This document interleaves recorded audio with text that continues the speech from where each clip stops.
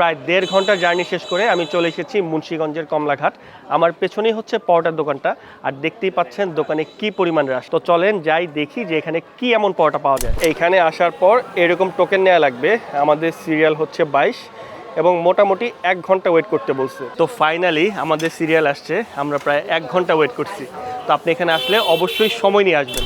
তো এই হচ্ছে দীপুর হোটেলের সেই সরিষার তেলের পরোটা আর ডাল ভাজি। এই হচ্ছে পরোটার সাইজ, পরোটার দাম হচ্ছে 20 টাকা এবং সাইজ কিন্তু বেশ বড়। সাথে হচ্ছে এই ডাল ভাজি, এটা হচ্ছে বোম্বাই মরিচের ডাল ভাজি। আর এখানে 2 ধরনের ডিম পাওয়া যায়, হাঁসের ডিম, মুরগির ডিম। আমরা নিয়েছি হাঁসের ডিম।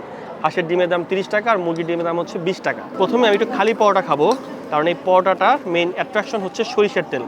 সরিষার তেলের খুবই কড়া ফ্লেভার আমি এখনই পাচ্ছি। প্রথমে খালি পরোটা খাই, বিসমিল্লাহ। পরোটাটা মুখে নেওয়ার পরে সরিষার তেলের এক্সট্রা কোনো ফ্লেভার পাচ্ছি না, তবে পরোটাটা ভালো।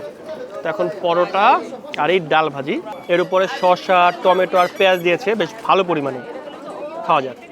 বোম্বাই মরিচের খুব ঝাঁঝাল ফ্লেভার আসতেছে, এর জন্য এই ডাল ভাজিটা খেতে বেশ ভালোই লাগতেছে। তো এখন ডিম নিয়ে তো আসলে বলার কিছু নাই। তো এখন হচ্ছে আমি খাবারটা অফ ক্যামেরা এনজয় করি। আমাদের খাওয়া দাওয়া শেষ, আর আমাদের সবার কাছেই খাবারটা বেশ ভালো লাগছে। আর পরোটার থেকেও বেশি ভালো লাগছে ওদের যে ডাল ভাজিটা, কারণ বোম্বাই মরিচের খুবই সুন্দর ফ্লেভার আসতেছে। আর এখানে সব কিছুই তারা সরিষার তেল দিয়ে ভাজে, তাই সরিষার তেলে একদম কড়া ফ্লেভার পাওয়া যায়। তো আপনি যদি মুন্সিগঞ্জ আশেপাশে থাকেন তাহলে একবার হলো এই দীপুর হোটেলের নাস্তাটা ট্রাই করতে পারেন। আর নাস্তা শেষে 1 কাপ কফি হলে কিন্তু সেই জমে। তো এখন কফি খাওয়ার পালা। নাস্তার পর 1 কাপ কফি, বেস্ট কম্বিনেশন, সেরা। তো খাওয়া দাওয়ার পর্ব তো শেষ, আর ভিডিও শেষ করার আগে আপনাদের সাথে আমি একটা মেসেজ শেয়ার করতে চাই।